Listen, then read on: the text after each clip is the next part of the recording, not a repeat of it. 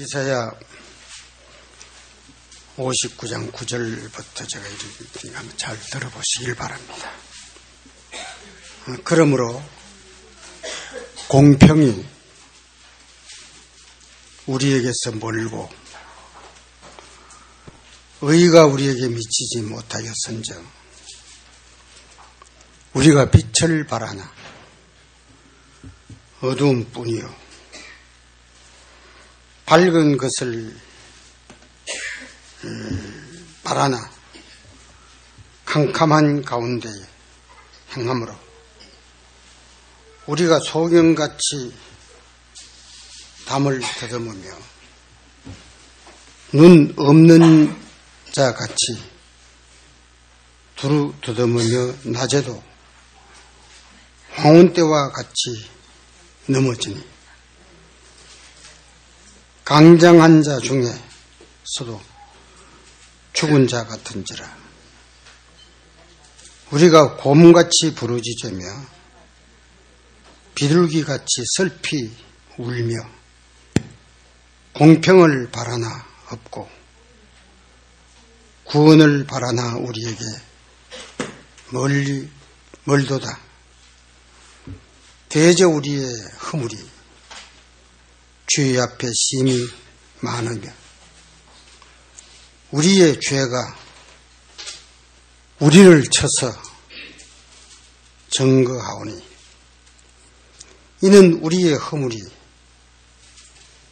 주와 함께 있음이라. 우리의 죄악을 우리가 아나이다. 자, 여러분들 우리가 요한계시록 6장에 보면 어떤 말씀을 하나 보게 되는 거 아니? 아주 두려운 말이 있죠. 왕족과 왕과 또 그 다음에 장군과 부자 또 자주자 여러분들이 거기에 기록한 말씀 그대로입니다. 그리고 종 이 사람들이 뭐를 마지막에 부르짖는 거 아니? 어린 양의 진노 앞에 우리를 좀 가려워다 하고 그럽니다.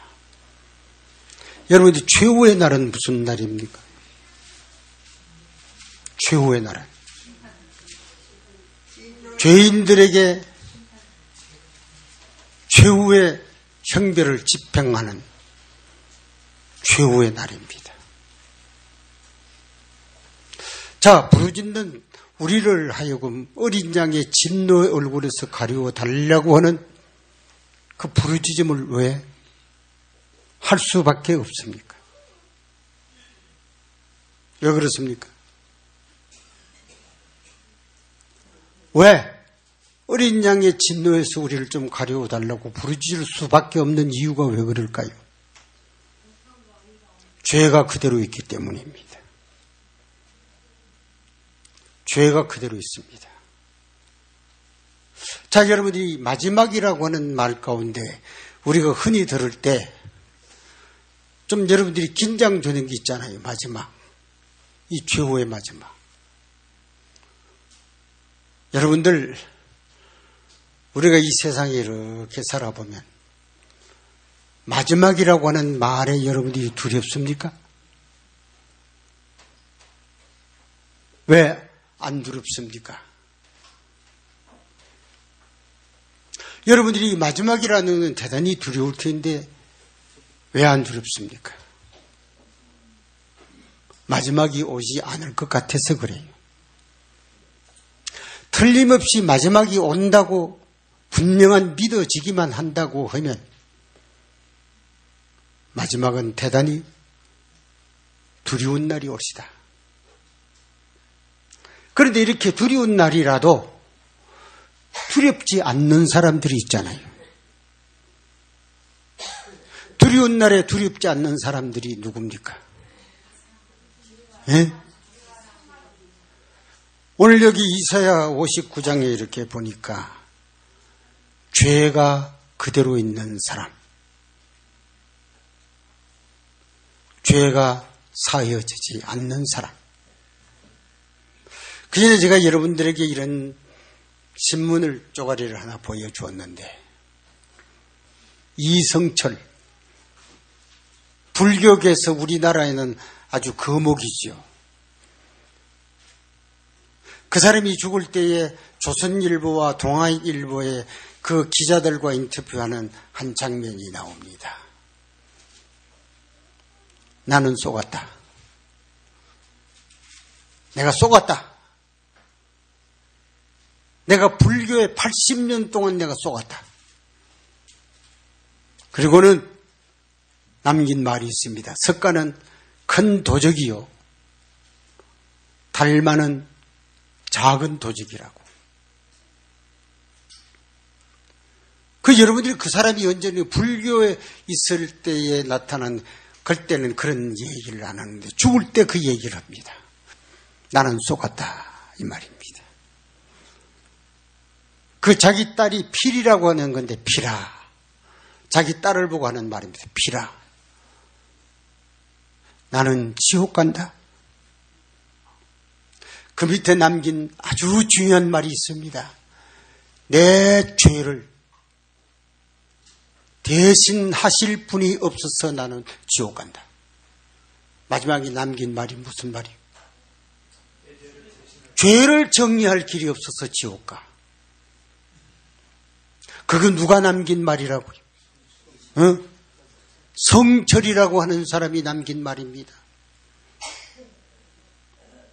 그 굉장한 사람이지요. 죄가 정리되지 아니하므로 나는 지옥을 갈 수밖에 없다, 이 말이에요. 왜 우리 예수 믿어야 돼요? 예? 죄를 정리하려고. 그런데 이 철없는 인생은요, 여러분들이 오늘 죽는 것 보면서도 자기는 안 죽는 것 같아 덤덤해요. 죽는다고 말하면 남의 말 같아.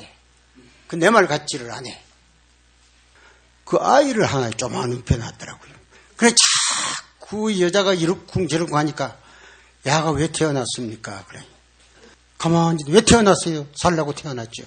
에이, 계산 잘못했네. 야, 죽으려고 태어났어. 여러분들이 그 남의 집에 아가 죽으려고 태어났다고 그러면 그 기분이 좋습니까?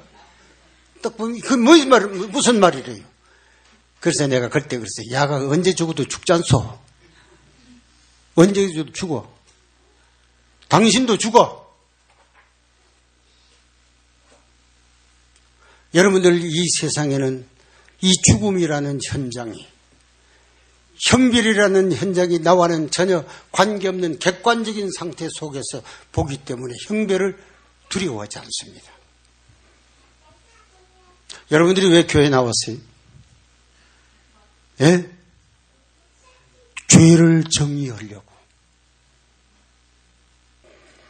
죄의 값은 대단합니까? 죄의 값은 대단합니다. 제가 오늘 이 죄에 대한 얘기를 합니다.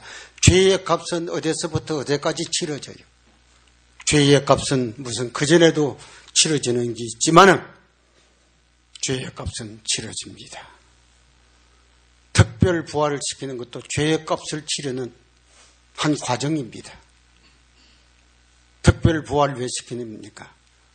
하느님의 사람들이 특별 부활하는 것은 주의 영광을 보이기 위해서 하고, 악인들이 특별 부활을 해요. 그 악인들이 특별 부활을 하는 것은 왜 그렇습니까? 전능하신 하느님의 영광, 그리스도의 영광, 자기가 멸시하고 천대하고 외면하고 거스렸던 그 영광을 그들의 죄인들의 눈에 똑똑히 보이기 위해서 우리 주님께서는 그 악한 악인들을 특별 부활시켜 죄의 형벌을 집행하는 과정입니다. 그리고 또 그들은 특별 부활한 다음에 그 엄청난 광경을 보여주신 다음에 또 어떻게 돼요? 그리스도의 광명한 광선의 기운으로 또 죽어요. 또 죽습니다. 그냥 죽는 게 아니고 그 사람들이 뭘 받은 다음에 7째 재앙을 받은 다음에 또 죽어요. 또 내가 그런 얘기를 했습니다. 이왕 한 김에 또 한 번 얘기를 합니다. 그때 또 여러분들이 그들이 또 살아납니까?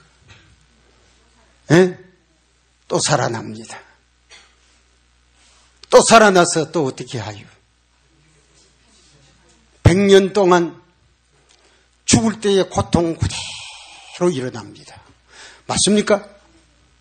죽을 때 여러분들이 고통 겪어본 사람 한번 손 들어보세요. 이거는 죽었던 사람 한 번도 없나? 죽을 때 고통 겪어본 거 봤어요. 나는 내가 겪어보지는 않았지만은 죽는 사람을 한번 겪어봤잖아요. 너무 힘들어. 말 수 없는 땀을 흘리며 죽음의 고통을 느끼는 걸 보았어요. 그런데 여러분들이 악인들이 부활하는 것은 그 고통 그대로 가지고 일어나. 이 얘기를 하면 어떤 사람이 참 예수를 믿어도 아주 협박을 하네. 왜? 뭔 협박을? 사람을 두렵고 공포증 걸려가지고 벌벌 떠게. 내가 그런 거 아닙니다. 그런 거 아닙니다. 잘 들어보세요. 그런 거 안 그런가. 그대로 일어나요. 이것도 내가 만드는 거 아닙니다. 있는 그대로입니다. 일어나가지고 고통 그대로 일어나서 얼마 동안 사는 거니 100년 살아. 어떻습니까? 100년 동안 살아보면. 에? 목사님은 암이 걸려가지고 죽을 때 교인들이 앉아가지고 아이고 하나님 우리 저 목사님 꼭 건강하게 해주세요. 지금 아파서 죽을 직인데 저 와서 기도를 하니까 여보시오. 날 좀 죽도록 좀 기도해 주시오. 내가 견딜 수 없습니다. 왜 날 죽도록 해? 죽는 사람을 보고 또 살도록 해달라고 하는 그 왜 그런 기도를 지금 나를 그리 고통을 줍니까 이 말이. 고통 중에 사는 것은 너무나 힘듭니다. 부활을 어떻게 해요? 예? 부활을 어떻게 해요? 죽을 때 갖는 고통 그대로 일어나서 그대로에 얼마 동안 사는 거니 100년을 살아. 죄의 값을 지불하는 과정이에요. 여러분들 이걸 깨달아야 돼요. 그리고는 그 다음에 또 어떻게 해요? 일어나서 그 다음에 하늘의 유황이 그들에게 덮쳐 유황으로 타는 기간이 또 간단하게 타지를 않아. 멋대로 타요. 죄를 범한 것만큼 타요. 그래서 제일 오래 타는 것이 마귀라고 그럽니다. 그 다음에 하나님의 말씀을 예제치 밟아버린 사람들이 갖는 형벌이 두 번째라고 그럽니다. 왜 이 형벌이 왔어요? 예? 죄의 값을 받는 형벌입니다. 여러분들이 오늘 이사야에서 보면 죄가 그대로 있고 죄가 그대로 있는 사람들이 죄의 값을 받는 그 과정은 상상할 수 없는 과정들이에요. 그래서 이 과정에서 구원받은 사람들을 가리켜서 무슨 구원을 받았다고 말하는 거니? 큰 구원을 받았다고 그래. 어떤 과정에서 구원을 받았기에? 예? 이 죄의 형벌 과정에서 구원을 받았기에 히브리 2장은 뭐는 거니? 우리가 이 엄청난 구원을 받았으니 말이에요. 큰 구원을 받았으니.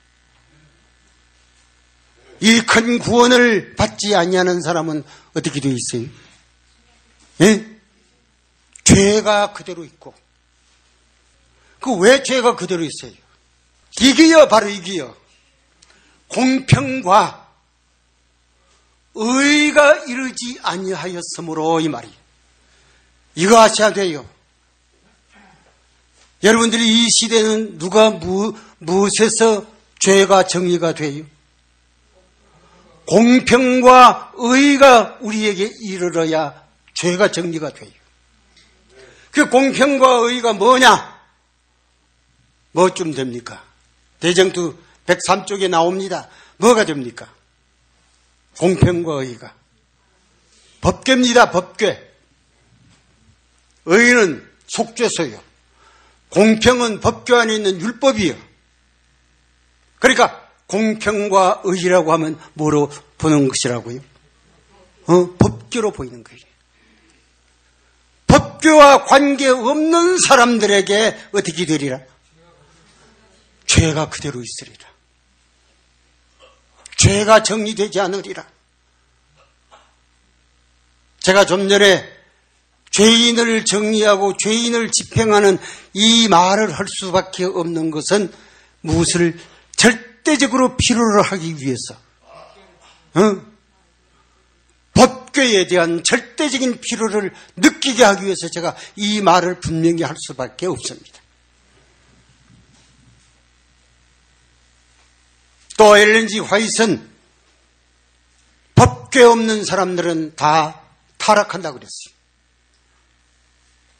기엠에 다 가버린다고 그랬어요. 이 마지막에 누가만 남으리라? 법궤가 있는 사람만 남으리라. 이게 정언에 대한 정확한 기별이에요.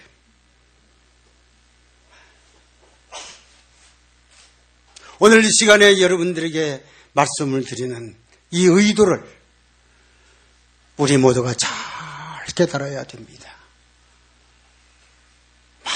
성경 말씀 많이 있습니다. 그렇지만은 이 마지막에 우리가 가져야 할 가장 소중한 운명의 초점이 뭘까요? 네? 법궤입니다. 딱 하나만 물어보세요, 먼저. 그 다음에 것은 좀 틀려도 제자리를 찾아갈 수 있습니다.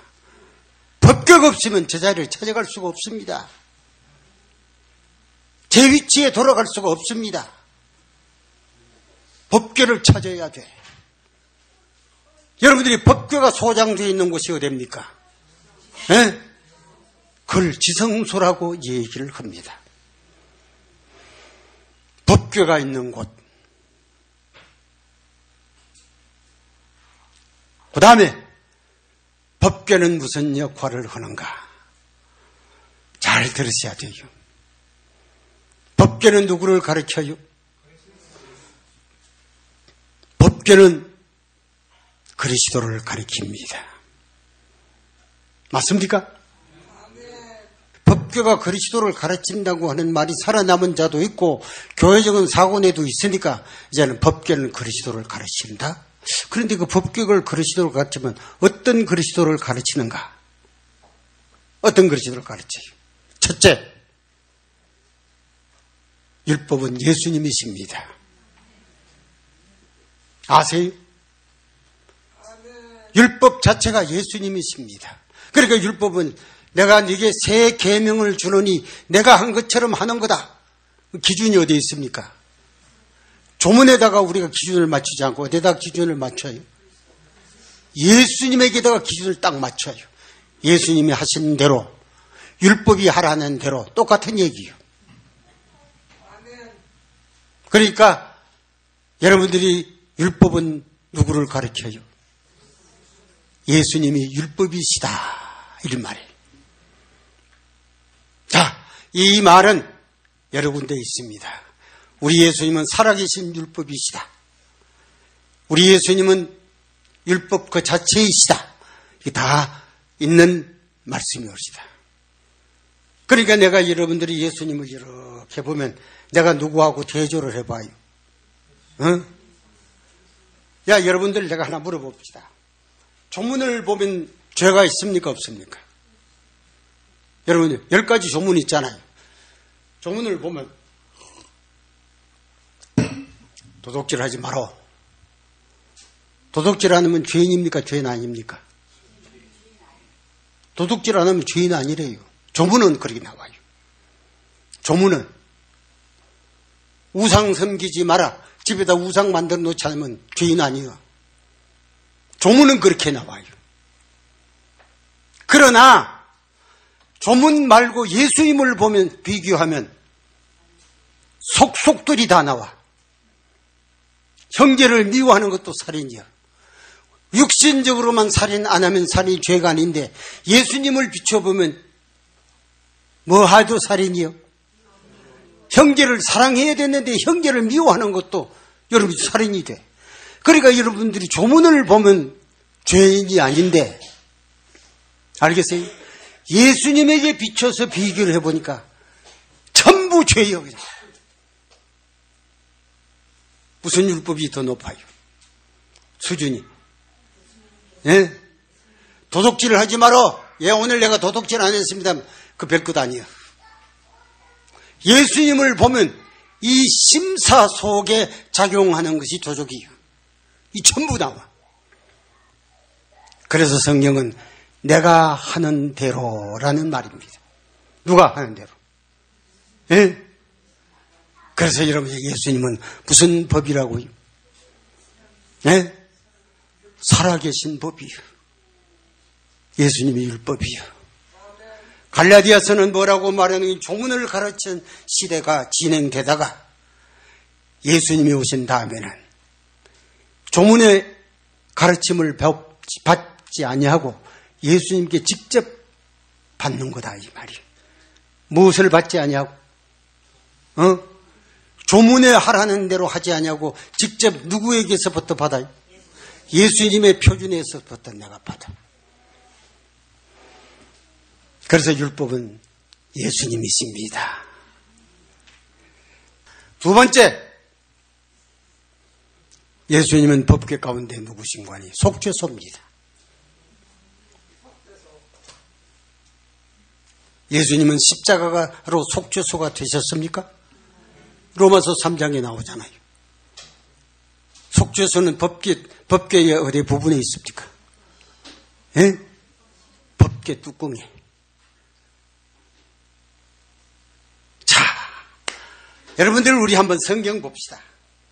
시편 85장 10절을 한번 봅시다. 거기에 무슨 말씀이 있는 거 아니에요? 아주 여러분들 오늘 죄를 정의하는 사람들이라고 하는 제목입니다. 죄를 정의한다. 잘 들어보세요. 85장 10절입니까? 한번 볼까요? 자, 잘 들어보세요. 긍휼과 진리가 잘 들으세요. 긍휼과 진리가 뭡니까? 그게 긍휼은 속죄소입니다. 그게 진리는 율법입니다. 알겠어요? 왜? 시편 119장에 율법을 진리라고 했으니까 진리가 여러분들이요 율법입니다. 또 그 위에 의라고 있습니다. 있습니까? 그 밑에 의와 의도 율법입니다. 로마서 7장 12절에 보면 율법은 의롭고 그렇습니까? 그거는 율법이, 그게 의는 율법입니다. 그 다음에 그 밑에 뭡니까? 화평이 역시 속죄소입니다. 자, 그러면 한마디로 해서 율법과 속죄소는 뭐하고 거기에? 입맞추고 또 예? 함께하고. 이게 죄를 정리하는 과정이래요. 잘 들어보세요. 율법은 우리로 하여금 무슨 역할을 합니까? 네가 나처럼 살았느냐라고 하면 무슨 역할입니까? 예수님 보고 무슨 역할을 해요? 우리가? 여러분들이 죄는 어디서 발견이 돼야 돼요? 죄는 그리스도의 율법이라는 예수 그리스도의 기준에서 내 죄가 발견돼야 돼요. 그 죄가 어디까지 발견돼요? 자, 율법은 이렇잖아요. 여인을 보고 간음하지 말라고 했다. 간음하지 말라고 그러다가 나는 네게 말하노니 네 마음으로 여인을 보고 음욕을 품는 자는 간음했다. 그러면 여러분들 간음은 여인을 보고 나쁜 짓 안 하면 간음이 아니잖아요. 그런데 예수님을 보면 뭐가 나와요? 마음의 음탄한 생각 그 자체를 간음으로 본다 이 말이에요. 그러면 예수님이 율법이라고 하는 그 표준을 가지고 보면 우리의 죄가 숨은 것까지라도 전부 드러납니까? 응? 그럴 때 뭐라고 할까요? 죄인입니다, 주여. 내가 주님처럼 살지 못하는 죄인입니다. 내가 주님처럼 형제를 사랑하지 않는 것도 죄입니다. 마음에 숨은 죄 전부 고백을 합니다. 죄는 언제 정리가 돼요? 죄는 회개할 때 정리가 돼. 내가 죄인입니다라고 해야 죄가 정리가 돼. 나 죄 없는 사람이라고 생각하는 사람은 죄가 정리가 되질 않아. 주여, 내가 주님처럼 살지 못하는 죄인입니다라고 고백하면 속주소가 되신 주님은 네 죄를 용서해 주마. 이것을 뭐 하는 거라고요? 에? 죄를 정리하는 과정이에요. 죄는 그냥 없어지지를 않아요. 그래서 여러분들이 사도행전 3장 19절에 기록한 말씀을 보면 네가 죄의 회개하여라는 말이 나옵니다. 있습니까? 회개하여 뭐 하여라? 옳지. 누구 죄가 없이함을 받아요? 내 마음에 깊이 살피고 그리스도를 여러분들이 비교해서 나를 살펴볼 때 나는 끝없이 잘못한 사람이에요. 그때 나는 잘못했다고 그랬어. 그리고 어떤 사람이 옆에 있다가 장로님 뭐 잘못한 게 있어? 아니요, 내가 잘못했어. 다른 사람이 행동은 보이지 않았지만 이 마음은 끝없이 잘못했어. 내가 잘못했다고 그랬어. 여러분들 회개할 것 없습니까? 응? 심령 속에 숨어있는 죄악이 그리스도를 보기 전에는 죄가 회개가 되지 않아요. 그리스도를 봐야 죄가 회개가 돼. 그리스도와 나와의 비교가 되어야 여러분들이 우리는 회개가 돼. 그러니까 여러분들이 많은 사람이 그러죠. 행동하는 것으로 사람에게 안 보였다고 해서 자기는 죄인 아닌 것처럼 생각하는 사람들이 굉장하다 이 말이에요. 죄는 언제 정리가 돼요? 에? 이 일을 하려고 하면 어디 서야 돼요? 법궤 앞에 서서 그리스도를 봐야 돼. 그게 바로 법궤의 기능이에요. 법궤를 탁 보고 법궤를 통해서 그리스도를 보면 그리스도는 내 앞에 높은 이상의 표준이에요. 법궤를 보고 그리스도를 보면 법궤 위에 있는 속죄소를 통해서 한없이 우리의 죄를 용서하시려고 기다리시는 분이에요. 대단하지요. 오늘 이사야 59장 9절로 12절 가운데 보니까 무슨 말씀이 있어요? 법궤, 쉽게 말하자면 뭡니까? 법궤 없는 곳에는 죄가 그대로 있고, 맞습니까? 법궤 없는데, 왜? 법궤가 없으니까 죄를 여러분들이 회개할 의사가 없잖아요. 법이 없으니까. 또, 죄를 회개할 의사가 없으니까, 죄를 회개하지 않으니까 무슨 기능이 나타나질 않아요. 의라고 하는 속죄소의 용서의 기능이 나타나질 않아. 그러니까, 법궤 없는 인생을 살면, 어떻게 된다고요? 죄가 그대로 있다. 죄를 정리하기를 원합니까? 여러분들이 주기문집 259쪽에 보면 남은 사람들이 여러분들이 하나님의 성소에 들어갔어야 법궤를 보았다고 합니다. 언제 보아요? 에? 누가요? 거기 남은 자라고 나옵니다. 법궤를 보니까 그 사람들은 뭐 할 수 있는 사람이에요? 회개할 수 있는 사람이요, 회개를 통해서 속죄를 받을 수 있는 사람이었다 이 말이에요. 인간은 회개해야 돼. 회개해서 여러분들이 우리의 모든 죄가 정리가 돼야 돼. 이 길밖에 다른 도리가 없습니다. 이 마지막에 그리스도를 나와 비교해서 보는 기준 없는 어떤 설교도 오류입니다. 왜 오류입니까? 법궤만 피하면 것이 오류인 이유가 뭡니까? 에? 법궤만 없으면 뭐는 그대로 있어요. 죄가 그대로 있기 때문입니다. 아시겠어요? 우리 올바로 믿어야 돼요. 그냥 여러분들이 사람 따라가지고 거기가 앉아있다가 여러분들이 시간 되면 또 집에 돌아오고 그렇게 하는 거 아니래요. 내가 직접 그리스도를 만나봐야 돼. 직접 만나보는 유일한, 오늘날 직접 만나보는 유일한 길이 뭡니까? 법궤를 통해서 예수님을 깨닫는 거예요. 맞습니까? 맞습니다. 자, 법궤를 통해서 우리에게 보여주는 시기는 어느 때 좀 되는 시기라고 하신 말씀 알아요?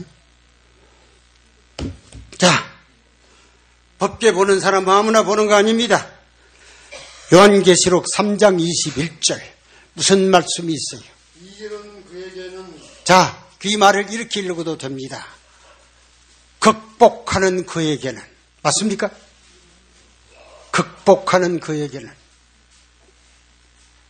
자기를 극복해야 돼. 자기를 극복하는 사람만 어디 갈 수 있어요? 어? 아버지와 아들이 함께 있는 보좌. 그 보좌가 어디입니까? 그게 법궤입니다.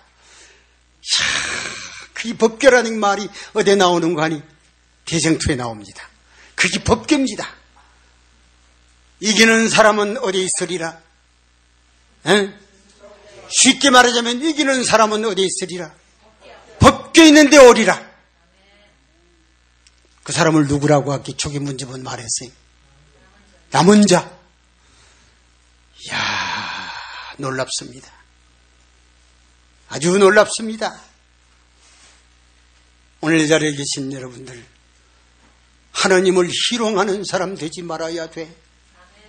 하나님을 믿노라고 하면서도 무신론주의자가 되어 있는 사람들, 마치 하나님이 없는 사람처럼 사는 사람들, 별 의미가 없습니다. 별 의미가 없습니다. 제가 새벽 이제 3시 그때 일어나서 이제 기도를 한 5시까지 기도를 이렇게 하는데, 내 기도 가운데 가장 중요한 것은 하늘이 보여주신 이 기별이 내 뇌리에 흐려지지 않는 은혜를 달라고. 응? 내가 그것에 대해서 매일 주님 앞에 조아립니다. 행여나 압니까? 세상 때문에 흐려질는지, 돈 때문에 흐려질는지, 애정 때문에 흐려질는지 누가 합니까? 사랑하는 여러분들이 하나님을 희롱하는 인생을 살지 마십시오. 하나님을 경멸히 여기는 인생을 살아서는 안 돼. 이것만은 용납이 안 돼. 절대로 용납이 안 돼. 소중히 여기는 인생을 기필코 살아야 됩니다. 오늘 제가 많은 말씀을 여러분들에게 드리고 싶지만은 이사야 59장 9절로 12절을 대단히 중요한 얘기입니다. 뭐 있는 곳으로 가야 죄가 정리돼요? 응? 법궤가 있는 곳이 아니면 마지막에는 죄가 정리 안 됩니다. 법궤가 있는 곳을 언제 나타냈어요? 응? 법궤가 있는 시대가 언제예요? 7째 시대. 그러니까 여러분들이 라오디게아 교회는 몇째 시대입니까? 그게 법궤의 보좌예요. 요한계시록 11장에는 7째 시대에 뭐가 나타났다고 직접적으로 말했어요. 법궤, 언약궤가 나타났다. 오늘날 우리가 사는 시대는 법궤의 시대, 잊지 말기를 바랍니다. 오늘 이 시간에 이제는 다시 한번 반복을 합니다. 뭐 하자? 네? 죄를 정리하자. 죄를 정리하는 유일한 길이 어디라고요? 법궤 있는 대로 가자. 법궤 있는 대로 가자. 법궤가 죄를 정리하시려고 법궤의 역할이 뭐라고요? 법궤의 역할이 뭐요? 율법이 죄를 꺼내주고 꺼내주어가지고 회개하면 법궤에 있는 속죄소가 내 죄를 뭐하고 전부 정리를 해주고 전부 정리를 해줘요. 꼭 말씀을 꼭 기억하시고 이 시간에 우리 잠깐 기도드리는 시간을 갖습니다.